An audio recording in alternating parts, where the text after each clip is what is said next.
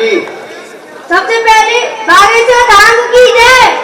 बोलो बागेश्वर धाम की जय। महाराज जी, मेरा यह प्रश्न है, कृष्णा जी बचपन में चोरी करते थे, माखन की चोरी करते थे। आपने अपनी भागवत में यह भी बताया है कि वो गोपियों का मन चुराने के लिए चोरी करते थे। पर आजकल के जो लोग हैं वो कृष्णा जी से इंस्पायर होके चोरी करते हैं। तो आपका इस पे कहना क्या है? आप उन्हें जरा सीधा कर दीजिए कि चोरी गंदी बात है। बेटा, कृष्णा जी से इंस्पायर होके यदि चोरी करते हैं तो जला उनने कालिया नामक नाग को भी नाता था, इनको ब्लैक कोबरा पकड़ाओ। बहुत इंस्पायर है ना कृष्णा जी से, बहुत इंस्पायर है ना चोरी भर से। इनसे कहो बेटा आओ। उन्होंने 7 वर्ष की उम्र में गोवर्धन पर्वत को एक उंगली पे उठा लो, तो इन पे कहा आते 40 साल की उम्र में अपनी लुगाई को भर उठा ले। पतो लग जाए बड़ो इंस्पायर है तू कृष्णा जी से। ठीक है? हाँ ऐसे ठोको करे बेटा तब वो सीधे हो। हाँ गुरुजी, मैं उन्हें यही जवाब दूंगा। और धन्यवाद आपको। जय बागेश्वर धाम। अरे एक जवाब और ले जा। का नाम है तोरो भैया? करेला से आया हूँ। बहुत जलवादार आदमी है भाई। कितने साल को है गो? 11 साल का। अरे गजब उम्र है। सुन भैया, हाँ अबे आगे चल के बहुत नाम रोशन करे थे। हाँ ठीक है महाराज जी। अरे सुन तो ले। बोलो। आशीर्वाद दे दो मुझे। वो बाद में ले लीजिए, पहले पूरी बात तो सुन ले भैया। हाँ सुनाओ महाराज जी। कृष्णा जी से इंस्पायर होकर के जो चोरी करते हैं उन्हें एक बात और ठोकियो। ठीक है महाराज। का कहियो भैया, कृष्णा जी ने 10-12 दिन की आयु में पूतना मौसी कालकूट नामक विष लगाकर आई थी, वो पी लो तो ते ज्यादा कृष्णा जी से इंस्पायर है भैया। सेलपास की गोली धल्ले मुंह पे, तब जाने भगवान के जैसो है। बिल्कुल बढ़िया जवाब है महाराज जी। आपकी की कृपा बनी रहे मेरे पे, और सबसे बनी रहे। करेला वालों पे आपकी कृपा बनी रहे। अगले साल आप करेला नहीं आ जाओ। तोरो बस चले थे, हमारे घरों पे ही बसना। कृष्ण जगदेव जी आ जाओ महाराज जी, करेला ही आ जाओ। बोलो बागेश्वर धाम की जय। पहली बात तो गुरु का होना इसलिए जरूरी है। आज हमने दिन में इसका उदाहरण दिया। तुम्हें जल्दी तो नहीं है ना महाराज जी? माइक ले रहे हैं ना, सुनो जी। यहां से चीटी को हरिद्वार जाना हो जी। कितने साल में पहुंच जाएगी चल के? लगभग 7 साल में। मतलब तो काउंट करें बैठोगा। हरिद्वार जाने में चीटी को कई जन्म लग जाएंगे पर पहुंच ना पाएगी, लेकिन हम 1 घंटा में पहुंचवा देंगे। पूछो कैसे? कैसे महाराज जी? जो हरिद्वार जा रहा हो उसकी सेट पे चिपक जाए, 1 घंटा में पहुंच जाएगी हवाई जहाज से। बोलो हाँ या ना? हाँ महाराज जी। ऐसे ही जिंदगी है। हम लोग अपने बल से परमात्मा को कई जन्मों तक नहीं पा सकते, लेकिन किसी गुरु के चरणों से चिपक जाएंगे तो परमात्मा की शीघ्र प्राप्ति हो जाएगी। जय श्री राम महाराज जी। इसलिए गुरु होना बहुत जरूरी है। अब तुमने कहा कि जीवित गुरु होना क्यों जरूरी है? क्यों जी तुम मरा गुरु चाहते हो क्या? नहीं महाराज जी। सुनो, जीवित होना इसलिए जरूरी है कि यदि बोलता हुआ गुरु होगा तो तुम अपनी शंका का समाधान पूछ करके कर लोगे। पर यदि तुम्हारी सोच उच्च है, बुद्धि प्रज्ञ है, मेधा जगी हुई है, जागृत व्यक्ति हो, तो आप परमात्मा को भी अपना गुरु बना सकते हो। समझ गए चेला? जी महाराज जी। अब माइक वापस कर दो। प्रणाम प्रणाम महाराज। खुश रहो। प्रणाम महाराज जी। प्रणाम महाराज।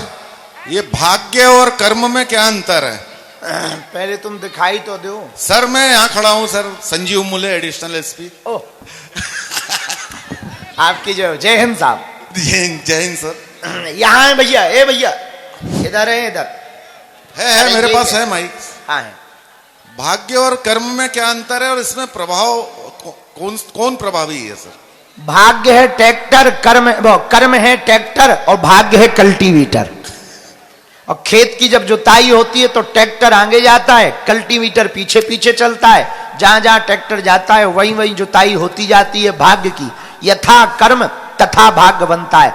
भाग्य में 3 चीजें फिक्स हैं, जन्म, विवाह, मरण, गति सोई। जहीं विधि लिखा सो तहीं विधि होई। बाकी जो जैसा कर्म करेगा वैसा भाग्य पाएगा। दूसरा प्रश्न है, चमत्कार और विश्वास में क्या अंतर है? बहुत बारीक है। जो आपकी समझ से परे है वो चमत्कार है, और जिस पर आपका भरोसा दृढ़ हो जाए, जो लगे कि ये सत्य है, वो विश्वास है। जहां आस पूरी हो, ऐसी कामना हो और जाकर के समर्पित हो जाओ, वो विश्वास है। जी प्रणाम। जय हो आपकी, जय हिंद। भैया आज चाय को नहीं पूछोगे क्या? गुरुजी सीताराम। भाई माइक ना फाड़ दे, सीताराम तो ठीक है। मैं तो बहुत खुश हूँ सीताराम, मैं तो बहुत खुश हूँ, बोल नहीं पा रही हूँ बस अब। हो कहाँ, किस तरफ हो? हाँ सीताराम बोलो। गुरुजी क्या नाम है? रेनू। कहाँ से हो? शिवपुरी से। तो रो काहे को रही? बड़ी मुश्किल से नंबर आया गुरुजी बात करने का।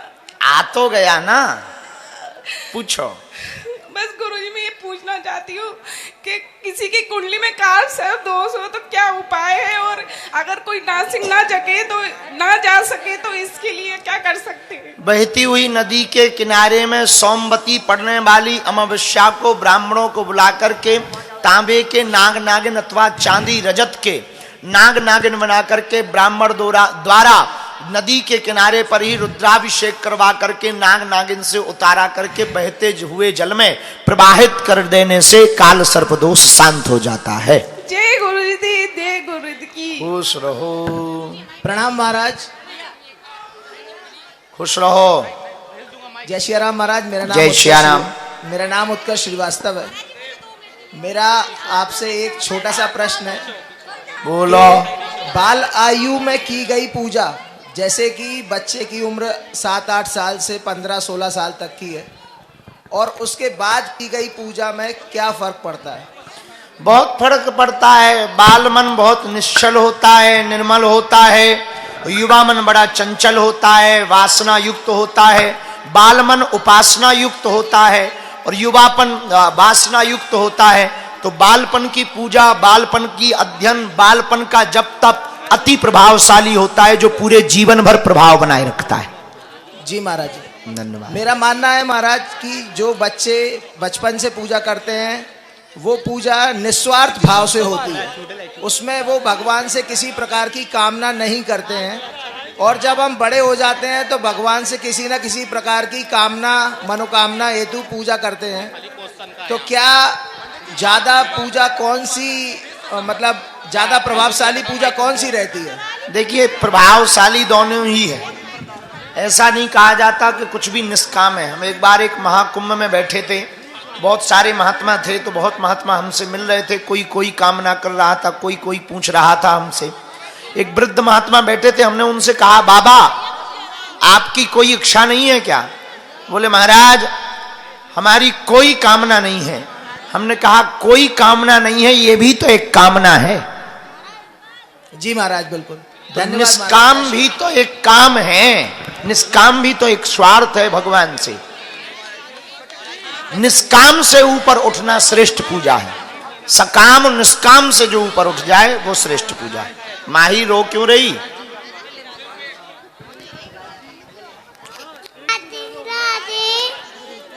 गुरुजी हाँ जी। मैं आपको सुनाना चाहती हूँ कुछ। क्या नाम है आपका? युक्ति धाकड़। कहाँ से हो? शिवपुरी से। क्या सुनाओगी? बर्तन। बर्तन? बर्तन? मंत्र। मंत्र? हाँ। सुनाओ बेटा।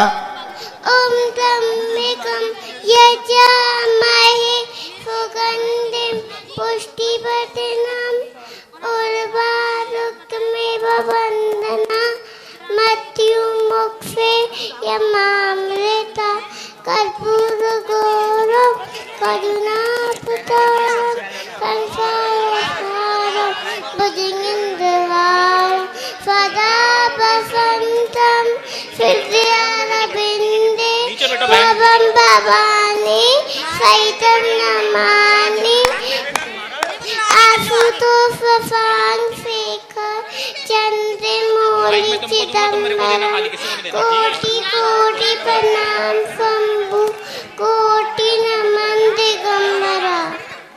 वाह, ताली बजाओ बिटिया के लिए, बहुत सुंदर। ये आपने कब सीखे थे? आप ही सीखे थे।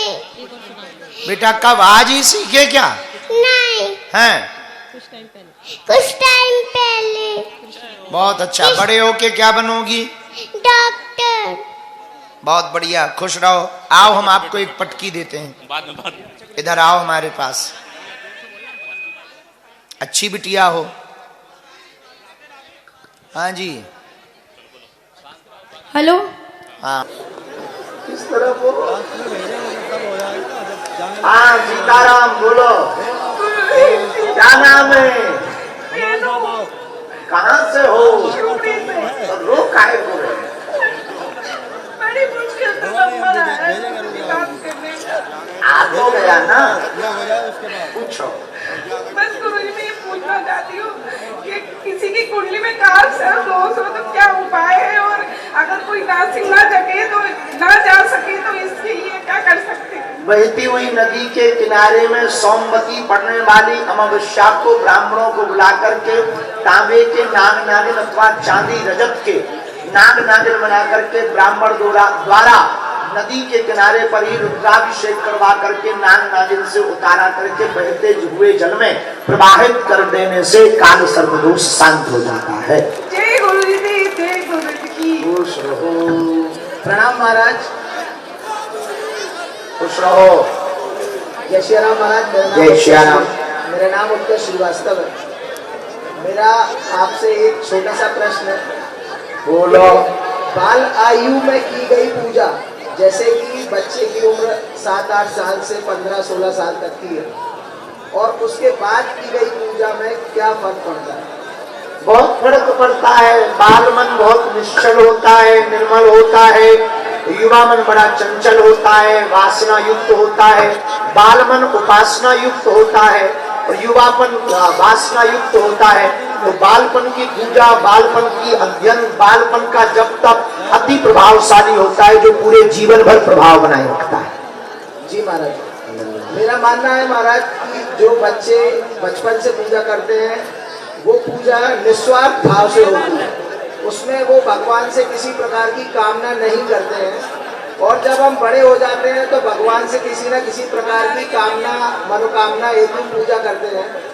तो क्या ज्यादा पूजा कौन सी, मतलब ज्यादा प्रभावशाली पूजा कौन सी रहती है? देखिए, प्रभावशाली दोनों ही है। ऐसा नहीं कहा जाता कि कुछ भी निष्काम है। मैं एक बार एक महाकुंभ में बैठे थे, बहुत सारे महात्मा थे, तो बहुत महात्मा हमसे मिल रहे थे। कोई कोई कामना कर रहा था, कोई कोई पूछ रहा था हमसे। एक वृद्ध महात्मा बैठे थे, हमने उनसे कहा, बाबा आपकी कोई इच्छा नहीं है क्या? बोले महाराज हमारी कोई कामना नहीं है। हमने कहा कोई कामना नहीं है, ये भी तो एक कामना है। जी महाराज बिल्कुल। निष्काम भी तो एक काम है, निष्काम भी तो एक स्वार्थ है भगवान से। निष्काम से ऊपर उठना श्रेष्ठ पूजा है। सकाम निष्काम से जो ऊपर उठ जाए वो श्रेष्ठ पूजा है। माही रो क्यों रही?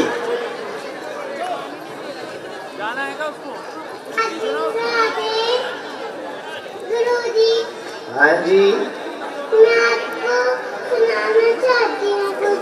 क्या नाम है आपका? युक्ति धाकर, कहाँ से हो? शिवपुरी से। क्या सुनाओगी? बर्तन। बर्तन? बर्तन? मंत्र? हाँ। सुनाओ बेटा। ओम संमेकम यज्ञामहि सुगंधिं पुष्टिवर्धनम् उर्वारुकमेव वन्दनम्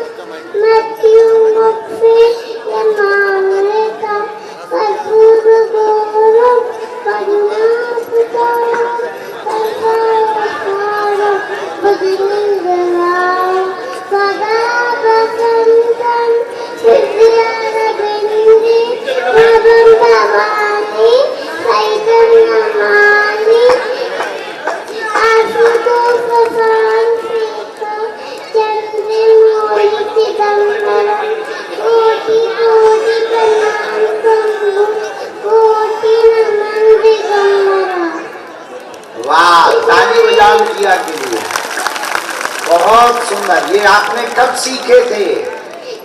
अभी सीखे थे। बेटा कब? आज ही सीखे क्या? नहीं, हैं? कुछ टाइम पहले। बहुत अच्छा। बड़े होके क्या बनोगी? डॉक्टर। बहुत बढ़िया, खुश रहो। आओ हम आपको एक पटकी देते हैं।